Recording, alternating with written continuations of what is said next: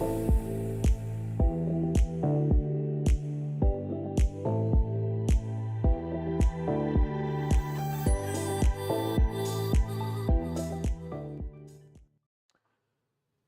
everybody, welcome back to the podcast of Friday Live at Crucibles Fire.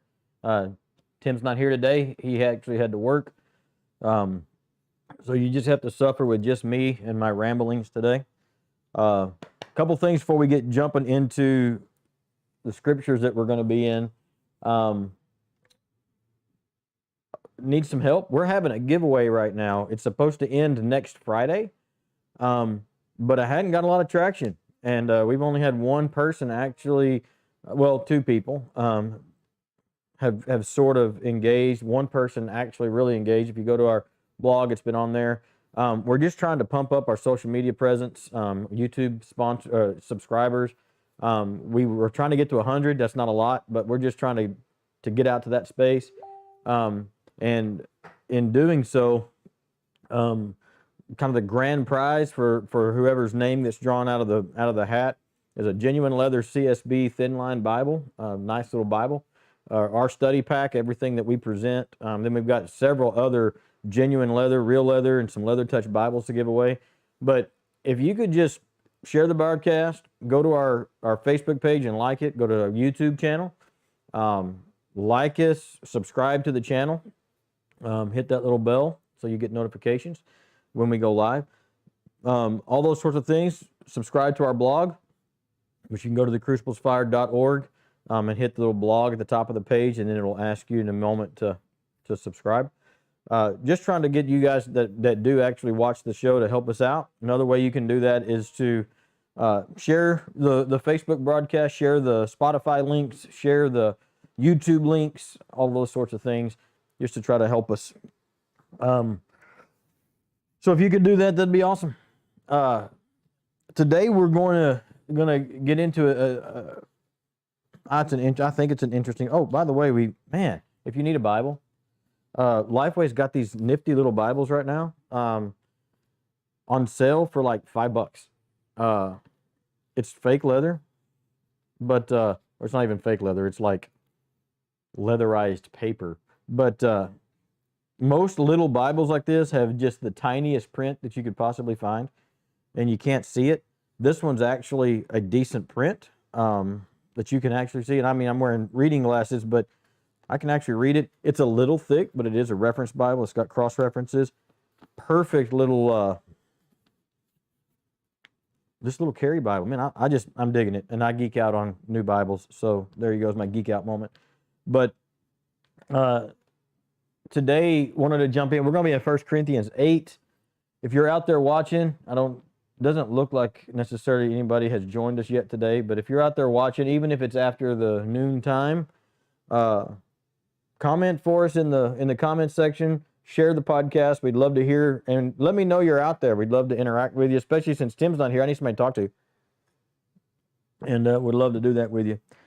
But last week we talked about not only viewing Scripture as, just a rule book. A lot of people, in my experience, approach the Scriptures with from the standpoint of, what am I supposed to do? What am I not supposed to do?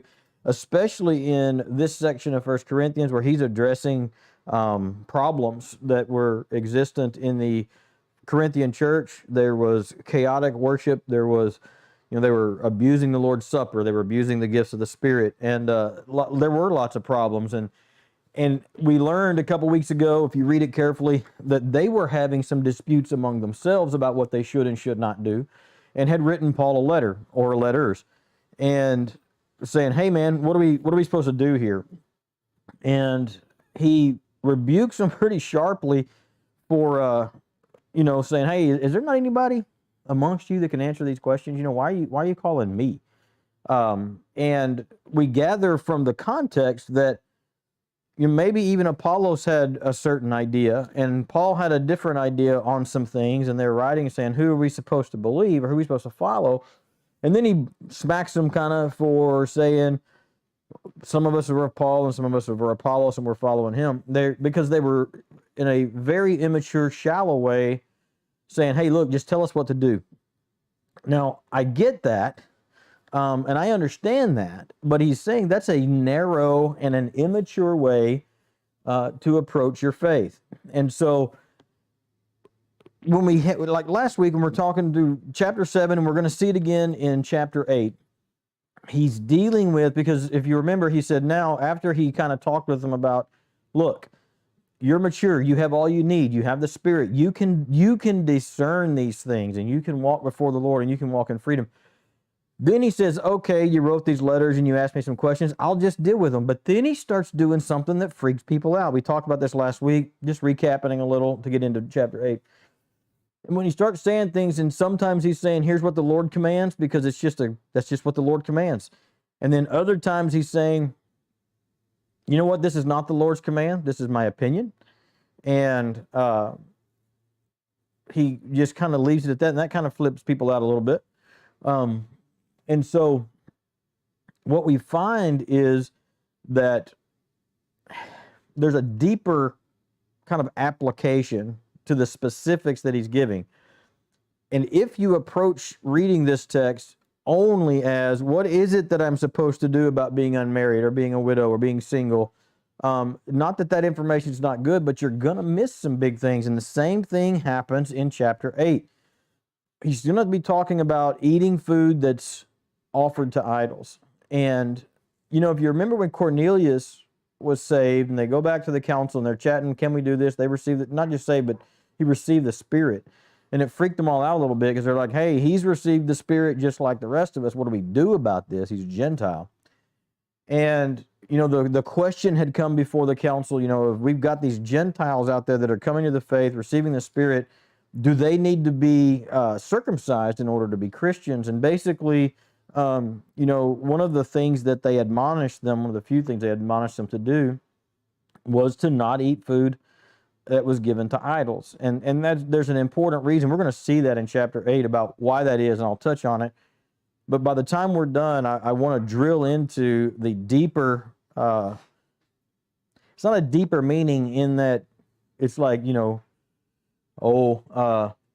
what's the word I'm looking for? You know, guru deep meaning, but it's just what he's really conveying as a whole versus what he's conveying in the particular. So let's just jump in. 1 Corinthians chapter 8. He says, now, about food sacrificed to idols. Now, apparently, that was in the letters. I mean, that's kind of the idea that we get. They had written them saying, hey, guy, are we supposed to be able to eat food that's sacrificed to idols or not? And, you know, what do we do? But then he says something in these first 3 verses that's interesting. And you can't just fly over it looking for the do and the don't. He says, we know, in verse 1, we know that, and he uses quotes here, we all have knowledge. If you're a believer, he's like, you have knowledge. You have the scriptures. You have the words of the prophets at their time. You have the church fathers. You have scripture. We have the canon. But he says, knowledge puffs up, but love builds up. So he immediately starts making this comparison and contrast. He's like, you can know things, and you can know enough that it'll puff you up. But he says, but love builds up. It's one thing to be arrogantly puffed up. It's a very different one to be built up in love. And typically, knowledge puffs me up. Love builds up someone else. And he says in verse 2, if anyone thinks he knows anything, he does not yet know it as he ought to know it. But if anyone loves God, he is known by him. That's, to me, the biblical version of, yeah, you probably don't have the whole story. Just about the time you think you've got it figured out, you'll realize you don't. There's 2 sayings that come to mind. One is, I heard a long time ago, it said, the older I get, the smarter my dad seems. And, you know, the older I get, the more I see some of the stuff my dad tried to teach me and to tell me, you know, the more sense it makes. But the other one is the older I get, the more I realize I don't know. And, you know, the things that I think I know, that I find out that just simply aren't the case. And he's saying, you know, if you think you know what you're talking about, just, you know what, temper that a little bit, because you probably don't. But he says, if you love God, then you're known by God. We know from Matthew chapter 7 that really is the key, is to be known by God, to know him, to make him known and be known by him. So what in the world does that have to do with eating food to idols? And you're going to see him bring this back. And what he's saying is temper what you know to be true with the idea that you probably don't know everything about what you think you know. And more than that, that needs to be superimposed with the love for God. You need to do things because you love God, not because you quote unquote know something. He says in verse 4, now he's back to the topic. Now, about eating food sacrificed to idols, then. We know that an idol is nothing in the world, and that there's no God but one. For even if there are so-called gods, little g, whether in heaven or on earth, as there are many gods, with quotes, little g, and many lords, little l, in quotes, yet for us there is one God, the Father. All things are from him, and we exist for him. And there is one Lord, Jesus Christ. All things are through him, and we exist through him. So he's establishing, remember he says, just because you think you know a thing, be careful, you probably don't know it as much as you think you do. But he says, we all know this, that these idols, these little gods, little g gods that are in the world, they aren't anything. They don't have any power. The only one with power, the only one that matters is God. The only one that we're worried about is God the Father. He is it. Jesus is the only Lord. And he's like, we know these things. We've drawn them into our brain, into our heart. They're in our practice. We know these things to be true. He's establishing what's called a caveat. He's like saying, guys, we know this is the case. Then he says, however, not everyone has this knowledge. We, he says, know these things. Let me characterize it like this. If you've been around church for a while, you've been in your word, you do some study, you've had teaching, there are things that you know. Through that plus experience, experiencing God will teach you that the things around you and circumstances, that's one of the ways through fellowship, through teaching, that you learn things about God. And he's like, you know what? We know this to be true. That's what he's saying. He goes, and this is Paul talking, and he's trained under Gamaliel. He was on his way, he was in rabbinical training. He was the zealot. He was the next guy coming. He has knowledge. And he says, we all do. We know this. But then he says, some don't have it. And then he talks about them. And he's talking about these pagans that are out there that have been involved in pagan Gentile worship, not in Hebraic, worship of Yahweh. He said, some have been so used to idolatry up until now that when they eat food sacrificed to an idol, their conscience, being weak, is defiled. And you say, well, is it the act of eating the meat or eating the food sacrificed to an idol that's the problem? And that's not really the problem, because he's like, no, we already know that they don't do anything. They have no power. They have no standing. But he says some people who don't really know that, when they eat the food that's been sacrificed to an idol, they still believe that there's some sort of a magic in it, that there's some sort of a spiritual purpose in it, that somehow eating that meat, eating that food that's been sacrificed to an idol is actually going to bring them blessing. And that's what he says, their conscience is weak. They may even be believers. They may be proselyting over into following, but they're still stuck in some of their pagan ways. And he says they still think that that's the way to do it. I think of people who've converted from other religions into Christianity. It's easy for us to have this expectation that they would suddenly have all the knowledge and the freedom that you and I would understand from years of training or study or of whatever. And you might wonder, well, why are they still kind of practicing some of their old stuff? And he says it's because that's all they've known up until now. And they haven't yet known and experienced the truth.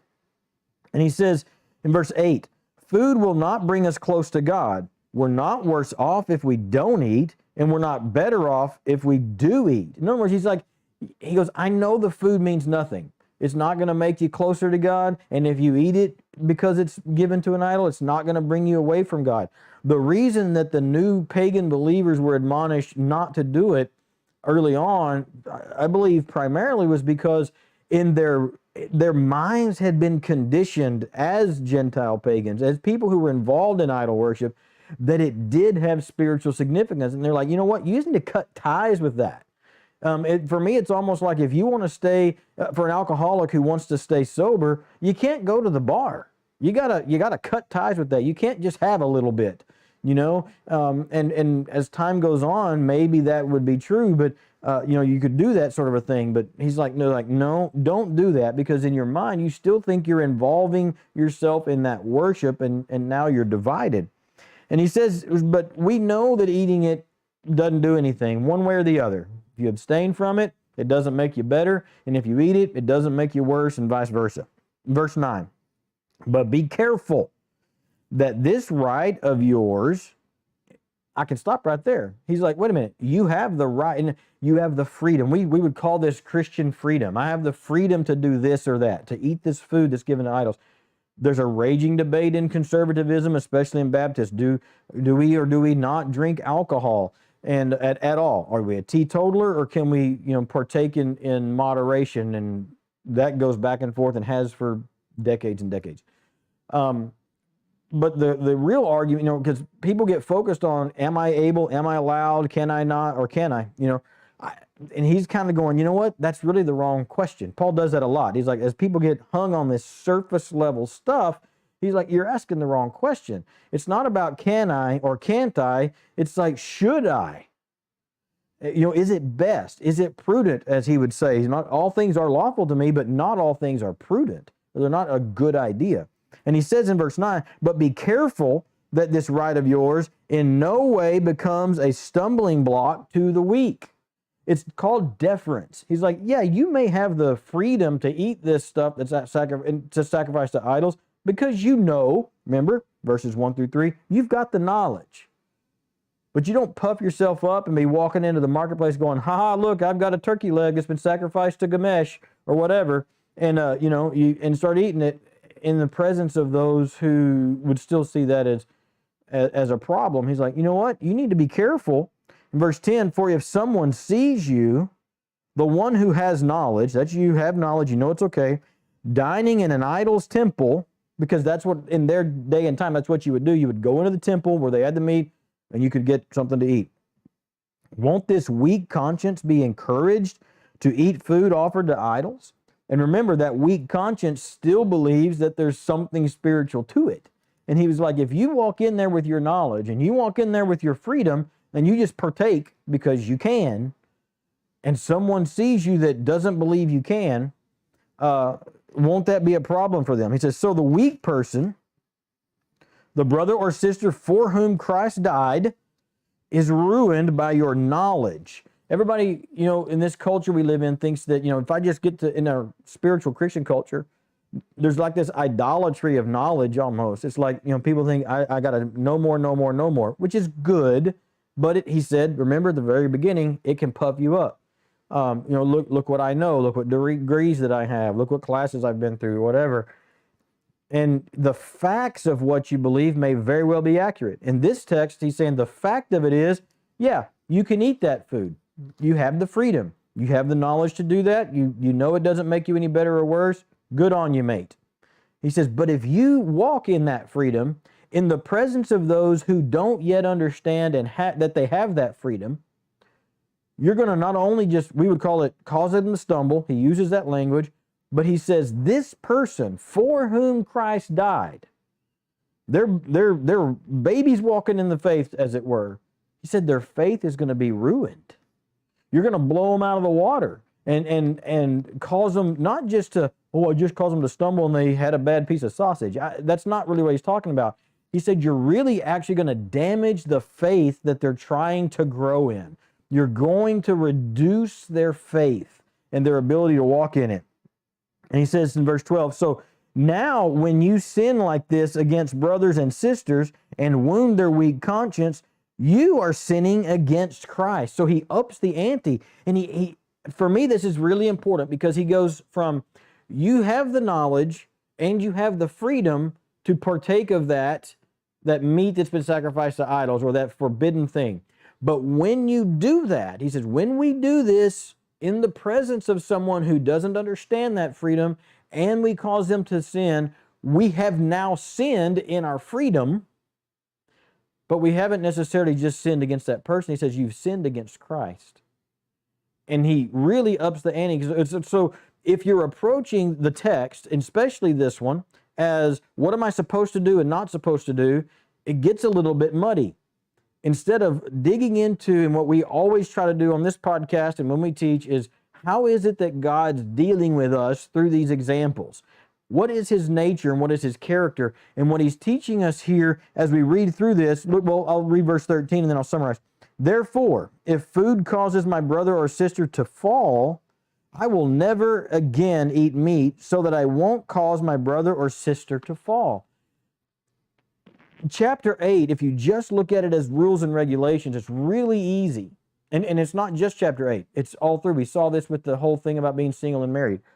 To say, what am I supposed to do? What am I not supposed to do? It's real easy to go, yeah, but Paul says we have the freedom to eat bacon. We have the freedom to eat this food. Yes, you do. We have the freedom to consume alcohol as long as we don't get drunk. Yes, you do, according to the scriptures.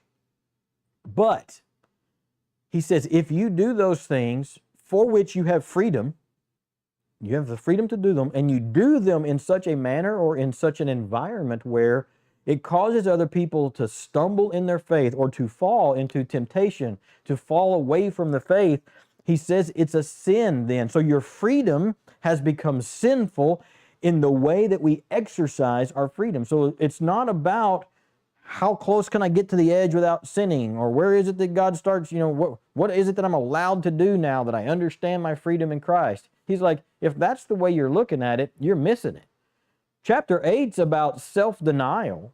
Chapter 8's about, listen, it's about this weak brother out there. How can I conduct myself and bend my deportment to help them grow in their faith, not damage their faith by doing things in freedom that will cause them to stumble. Here's a really silly example, and I'm going to use this example, but I have to make a caveat at the beginning. I'm not saying that, you'll see when I make the example, that the people in my example are weak. It's just that we have a different understanding of what our freedoms are, okay? There are churches that I occasionally go into that are, as I was when I was first in the ministry, very conservative in terms of the text and King James only, okay? And they don't teach out of anything but, they don't really believe in anything but the King James, and they're not big fans of modern translations. So when I go preach or teach in those settings, I've got a choice. I could go in and say, hey, it's my freedom. It's my understanding that I can use these new modern translations that use modern English that are actually translated from older texts, Greek text and things like that, and start making this linguistic, textually critical argument about why it's okay and walk in my freedom that I know that I have. And I could do that. But if I stood up in their pulpits and started preaching from the Christian Standard Bible, the New Living Translation, they're not going to hear anything that I say, because all they're going to be paying attention to is that I'm not reading in the King James. Now, what am I supposed to do in that? Do I just go in and walk in my freedom? Do I eat the turkey leg in front of them? Or, do I make another decision? And what I do is I always ask, what version of the Bible does your church prefer or use? And if they're King James only, then I take my King James Bible and that's what I use. Because I don't want to cause them to have problems. It's still the Word of God. I have the freedom to do that. I actually have the freedom to go either way. But what's more important to me is the unity of the Spirit and the bond of peace around our faith than it is to be right about the ability to use, different translations. And so when we go, should we or should we not drink alcohol? That's always the big one. And I like to use that one because it's real similar to this. I'm not going to sit here and tell you that it's a sin for you to have a glass of wine in your home or outside of your home. I just don't see that in the scriptures. It is a sin for you to be drunk. We all would agree on that. If you get into a place, if you can't handle your liquor or your alcohol, then you should never drink. But if you're in a situation where someone maybe is new to the faith, or they're younger, maybe in age and faith, or they're just teetotalers, and it was going to be a problem for them if you're partaking of alcohol, It might even go to a public setting. It's not about it being wrong. But Paul says in 1 Corinthians 8, he's like, hey, if you're going to cause people to stumble, he said, if eating meat is a problem for them, I'll never eat meat again. Because he's less concerned about living and walking in his personal freedom as he is in being a good example. Remember, this is the same guy that's been saying, imitate me. He's going to say it in chapter 11. You see it all over scriptures. Imitate me, imitate us, do what we do. And he's encouraging people to do that. So he's careful not to do anything that's going to cause people to stumble in their faith. He says, what's important for us is that we do without and we defer to those that aren't maybe as far along as we are, that maybe don't have the knowledge that we have about the freedom that we're exercising in the faith. He said it's more important for them to grow in their faith than it is for us to consume on our own freedoms. And so my encouragement to us today is real simple. Don't just, again, look at this text or any text, any scriptures as just do's and don'ts. Does it provide us with do's and don'ts? Sure, it does. But almost every time, if you can look deeper and look in there and say, but what is Paul really saying in 1 Corinthians 8? Is he really teaching about food being sacrificed to idols or not? And actually, if you read the text very carefully, I think it's at the end of chapter 7 when he's talking about the marriage, he's talking about being single, a lady whose husband has passed away and she's now a widow. He says at the very end, it's easier for her to stay as she is, meaning single and as a widow, in my opinion. See, he does that and he just racks our brains with that. But what he's teaching us here is you got to look deeper than what can I do and what can I not do. That's why legalism is so dangerous. It misses this idea of learning who God is and figuring out what it is that God has for us. So my encouragement to you is simple. Look past the surface, look past the face value, look into the kingdom value. What is he trying to tell me about himself, about the kingdom, and about me and my relation to it? And in 1 Corinthians chapter 8, he was like, you know what? Your rights are not as important as the faith growth of the person next to you. Self-denial, taking up our cross, and follow him. Hope you guys have a great weekend. Appreciate you joining us for the broadcast. Share this thing, like our pages, become a subscriber on YouTube. It really would help us out. And if you'll do so, I'll enter your name into a drawing, and you can go up to 12. You go look on our blog. There's up to 12 different things there's several things you can do to earn 12 entries into this drawing to receive. There's 7 different gift packages that we're giving out if we have enough entries. So help us out with that if you don't mind. Share this broadcast and this podcast. We're on Spotify, YouTube, and on Facebook. See you guys later. Talk to you next week.